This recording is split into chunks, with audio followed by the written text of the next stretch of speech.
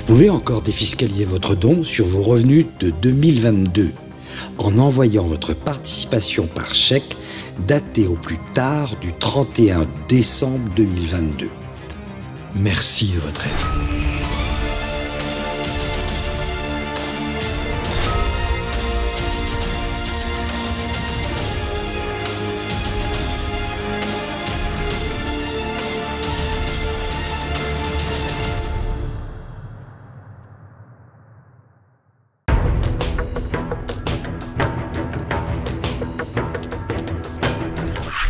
Ravi de vous retrouver pour notre Zoom aujourd'hui en compagnie de Guy Sorel. Bonjour monsieur. Bonjour.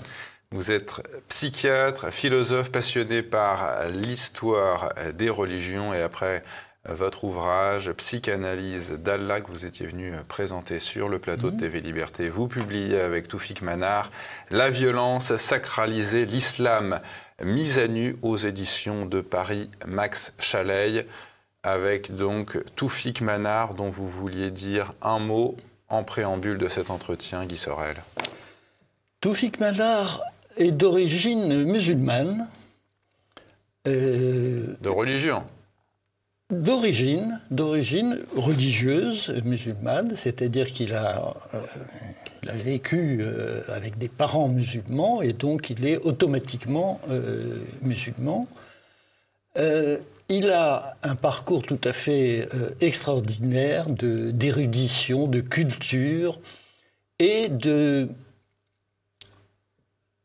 prise de conscience de ce qu'est l'islam. Il a donc abandonné l'islam et je ne veux pas trop en dire de lui parce qu'il est dans un pays qui, si son anonymat est levé, ne le ménagerait pas très longtemps. Sa vie est en danger. Vous dites que dans ces pays musulmans, l'ignorance est imposée par une minorité. Et comment jugez-vous, pour relier cette question à l'actualité, cette révolution de femmes en Iran, Guy Sorel? C'est une question complexe que l'ignorance, et en particulier l'ignorance des musulmans, concernant le Coran. Concernant le Coran, les musulmans, disons sincères, j'en ai rencontré beaucoup, considèrent que le Coran est parfait. Incréé. Parfait. La perfection, c'est une notion qui revient très, très souvent. Le Coran est parfait et il résume l'ensemble des connaissances humaines. Pour l'éternité. Pour l'éternité, bien entendu. Et la particularité du Coran, c'est qu'il est considéré comme incréé et surtout comme la parole directe de Dieu.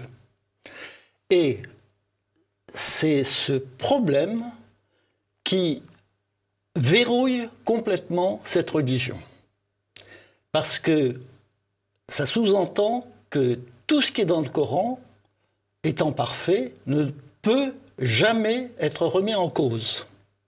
Guy Sorel, vous dites que les musulmans, dans leur ensemble, sont, avec une lecture idéalisée du Coran, prisonniers de l'ignorance. Expliquez-nous pourquoi.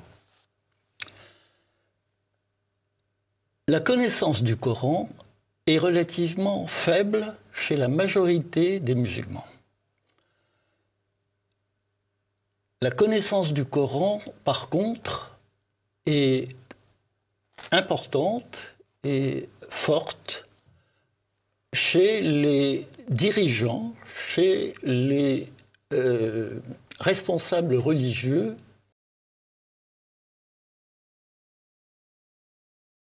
Ils ne lisent pas la même chose. Le musulman moyen lit le Coran de façon idéalisée. Pour le musulman moyen, le Coran, c'est l'idéal de la perfection. Il n'y a rien à reprendre, il n'y a pas une virgule à changer. il faut suivre entièrement ce qu'il y a dans le Coran. Aveuglément. Aveuglément. C'est dans ce sens que je parle d'ignorance, parce que le message du Coran, les messages essentiels du Coran sont terrifiants. Parce qu'il n'y a pas de lecture critique à en avoir. C'est bien entendu interdit d'avoir le moindre doute sur le moindre verset et d'avoir la moindre critique sur quoi que ce soit. Une critique du Coran, un doute sur le Coran, sous-entend que la parole de Dieu n'est pas acceptée. Et ça aboutit à l'idée de la désobéissance. Si on désobéit par rapport au message du Coran, on est hors islam. Qu'est-ce que vous pensez, Guy Sorel, de cette révolution, de cette révolte, on ne peut pas encore parler de révolution, en Iran, de ces femmes qui rejettent leur voile? Elles rejettent en fait leurs conditions telles que le Coran les définit. Leur condition d'être inférieure à l'homme. Leur condition d'infériorité, leur condition d'objet sexuel, leur condition de soumission totale à l'homme. Et justement, vous observiez, enfin c'est ce qu'on lit dans votre ouvrage, un retour radical aux fondamentaux islamiques dans les pays musulmans. L'Iran en est un exemple. Est-ce que justement cette révolte de femmes pourrait être considérée comme les prémices d'une contestation de ce retour au fondamentalisme? C'est très problématique toutes les fois qu'on essaie de faire des prophéties. En Tunisie en particulier, il y a eu des propositions d'élargir encore plus les droits des femmes. Et curieusement, il y a eu des manifestations de femmes qui étaient contre. Et qui étaient contre parce que le Coran dit précisément que la femme est inférieure à l'homme. Et si on est une bonne musulmane, c'est ça qu'il faut accepter, la soumission. Et pourtant, lors d'un débat, le président égyptien Nasser, devant une assemblée d'Égyptiens, évoquait une réunion qu'il avait eue avec un représentant des frères musulmans et qui lui disait « mais tu devrais inciter les femmes à porter le voile ». Et l'assemblée avait éclaté de rire et il y avait quelqu'un dans la foule qui avait dit « il a qu'à le porter, lui, son voile ». Tout à fait. C'était le moment du nationalisme arabe. Oui. C'était le moment où il semblait qu'il commençait à avoir un processus de sécularisation des sociétés musulmanes. Ça apparaît abandonné. Ça apparaît abandonné et on peut signifier les choses différemment. Si on suit entièrement le Coran, on aboutit à l'État islamique. L'État islamique suit de façon fidèle, entièrement fidèle, ce qu'il y a marqué dans le Coran. Oui, mais pourtant Saddam Hussein, qui était un musulman croyant, était baathiste et laïque. Saddam Hussein était avant tout un dictateur, très vraisemblablement peu musulman. Saddam Hussein la laïcité de Saddam Hussein est une forme de plaisanterie.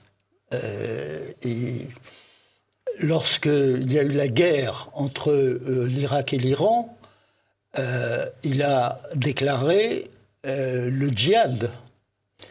Il aurait...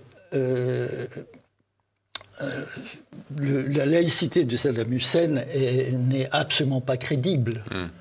Le baasisme n'est pas une laïcité. La plupart des pays, la Turquie, la Tunisie, la Syrie et l'Irak, on les a présentés longtemps comme des modèles qui pouvaient évoluer vers la laïcité.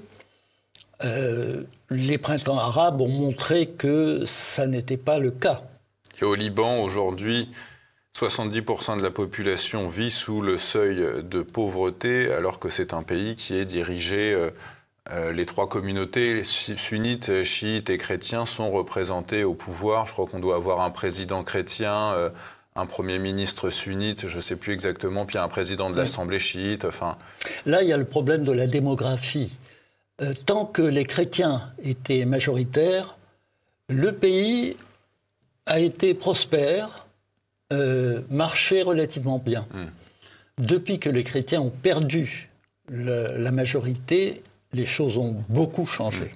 Vous dites que l'islam s'est imposé des limites dont il ne pourra pas sortir. C'est quoi les limites de l'islam? Les limites de l'islam, c'est la fidélité absolue au Coran. Tant que le Coran soutient l'idéologie islamique, ça reste une catastrophe. Ça reste une catastrophe. Alors, ce qu'on nous dit souvent, c'est que l'islam n'est pas une unité. Il y a les pays qui sont dits extrémistes, il y a les pays qu'on considère comme modérés. La différence entre les deux, il faut bien la comprendre. La différence, c'est que les pays qui suivent la totalité du Coran, ce sont les pays dits les plus extrémistes. L'Arabie Saoudite, l'Iran. L'Arabie Saoudite, l'Iran, mais le pays qui suit le mieux les prescriptions du Coran. C'est l'Arabie Saoudite. Non, c'est l'État islamique. Qui n'est pas vraiment un État. Pas de frontières. Ça s'appelle un État. Ça s'appelle un État. Ils ont été, pas éliminés, mais ils ont été battus. Ils ne sont pas du tout... ils sont encore bien vivants et bien actifs, bien entendu. La différence, donc, c'est que les pays dits modérés, et la plupart des pays musulmans, sont... attendez, je vais vous donner un exemple.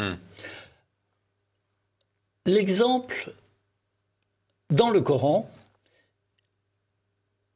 vous avez Dieu qui dit qu'il faut amputer le voleur et la voleuse.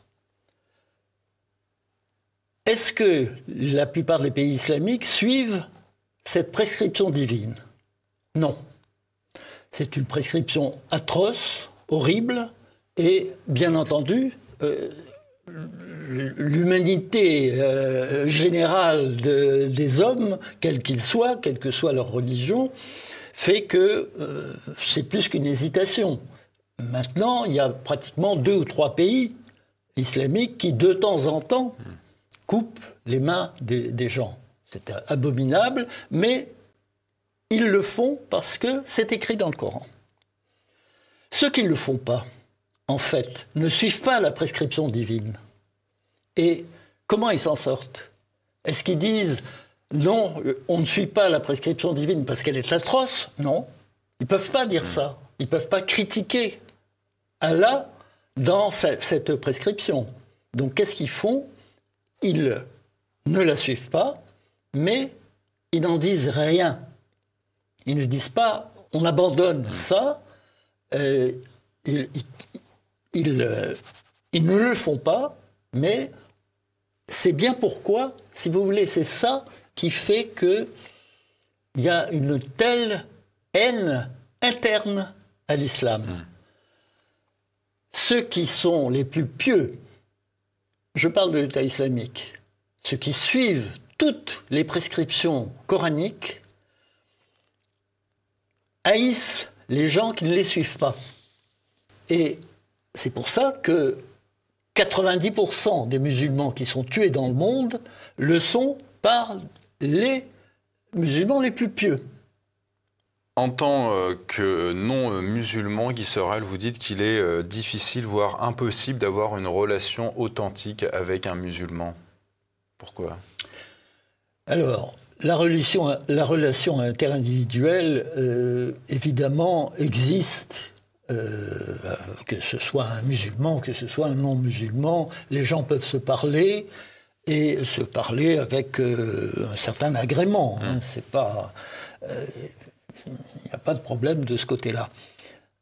C'est à partir du moment où un islamique se considère comme faisant partie de sa communauté que là, on devient un mécréant. Et c'est en ce sens que la communication devient problématique.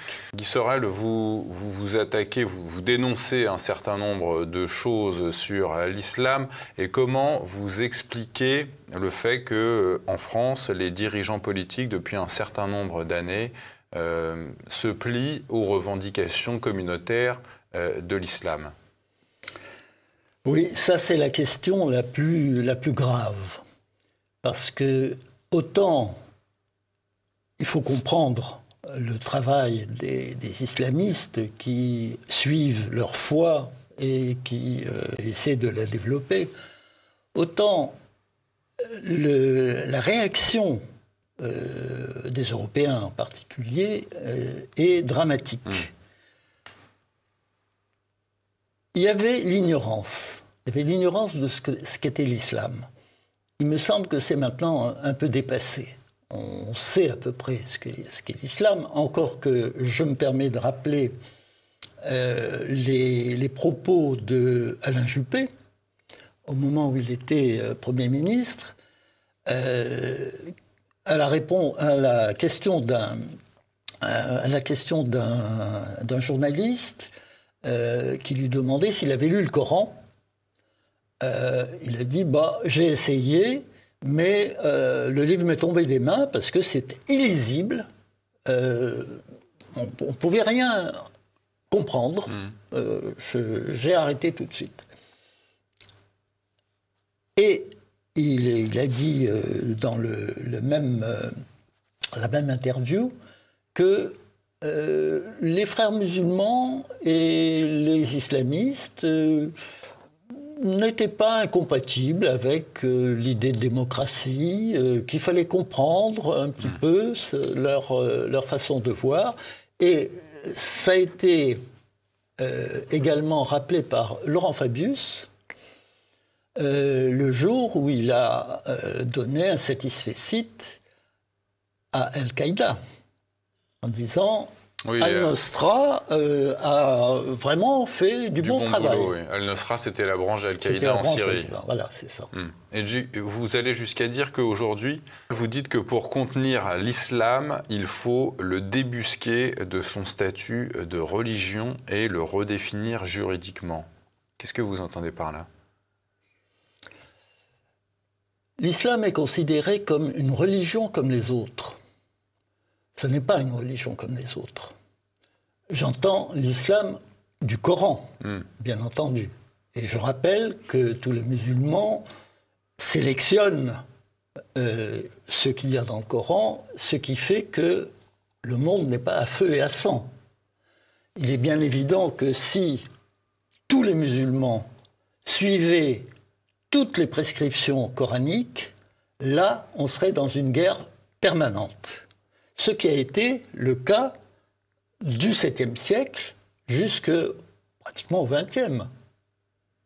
Il y a eu des guerres permanentes et des guerres d'expansion pour constituer un empire. Oui, 622, c'est la création. 622 après Jésus-Christ, c'est la création de l'islam, c'est l'hégire. Et un siècle plus tard et quelques, en 732, on a la guerre à Poitiers. Voilà. Les Occidentaux, vous le dites, qualifient Poutine de dictateur, mais en revanche, les leaders arabes, avec leur nationalisme révolutionnaire, sont toujours épargnés par ce qualificatif. Pourquoi cette hypocrisie ? Là, c'est très facile à comprendre.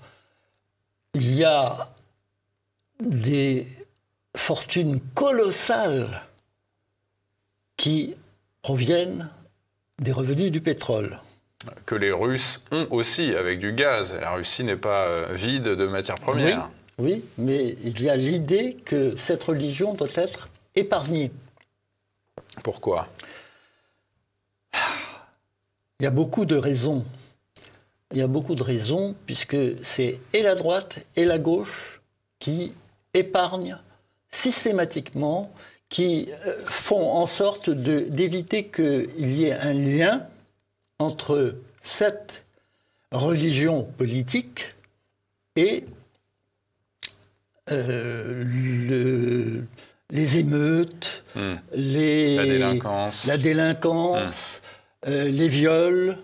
Il a été dit souvent sur les plateaux de TV Liberté que dans les années 70, au moment des chocs pétroliers, les dirigeants occidentaux, notamment français, avaient été négociés avec ces pays musulmans un pétrole à bas prix à condition de favoriser les jeunes musulmans et leur intégration. Alors vous avez peut-être entendu parler de l'ISESCO. L'ISESCO. Non. L'ISESCO, c'est le ministère, on pourrait dire que c'est le ministère de la culture, de l'éducation, de l'organisation de la coopération islamique qui comprend 57 pays. C'est l'UNESCO de l'islam. C'est l'ONU de l'islam. D'accord. C'est l'ONU de l'islam. Et l'ISESCO, vous pouvez voir sur Internet le programme de ces... ce sont des chefs d'État qui ont fait ce programme. Ce ne sont pas des excités ou des fanatiques. Ce sont vraiment les chefs d'État des pays de la Ligue arabe en particulier qui ont fait ce programme en précisant que jamais qu'il faudrait tout faire pour que les musulmans dans les pays occidentaux ne soient immunisés aux valeurs occidentales, soient gardent définitivement leur identité d'origine, leur identitaire en bloc et avec tout le système. Une phrase que j'ai tirée de votre livre qui serait « L'islam a toujours freiné l'évolution vers la démocratie et encore plus vers la laïcité ». Mais la France, qui est censée incarner ces deux valeurs, de la démocratie et de la laïcité, voyez où nous en sommes. Oui. Est-ce qu'il n'y a pas quelque part une remise en question à faire de ces deux valeurs conjuguées ? Alors, pourquoi il y a une incompatibilité avec la démocratie ? Pourquoi il y a une incompatibilité avec la laïcité ? C'est assez simple. Pour l'islam, il y a les lois divines et les lois humaines. Oui, pas de séparation spirituelle temporelle. Les lois divines doivent être suivies dans la charia. Les lois humaines ne doivent pas être acceptées. En tout cas, elles sont secondaires par rapport aux lois divines. Donc, la démocratie, c'est les humains qui décident de leurs lois et qui peuvent les faire évoluer. Les lois divines, c'est Dieu qui les a édictées et elles ne peuvent pas évoluer. Si elles évoluent, on n'est plus dans la soumission à Dieu. Et vous dites enfin que le wokisme, cette idéologie venue des États-Unis qui promeut une certaine destruction de tout ce qui a précédé, coïncide avec l'agenda islamiste. Est-ce que vous pouvez nous expliquer ça, cette coïncidence entre islamisme et wokisme ? Si vous voulez, le wokisme, c'est une forme, disons, de délire. On peut parler de révolution, quoi. Non, je pense qu'il faut parler de délire plus que de révolution. Quand on propose l'idée que le corps n'existe pas, que ce ne sont pas des concepts, des réalités comme l'homme et la femme n'existent pas, qu'il serait le pur produit d'une construction. Ils ignorent tout, semble-t-il, de la biologie élémentaire.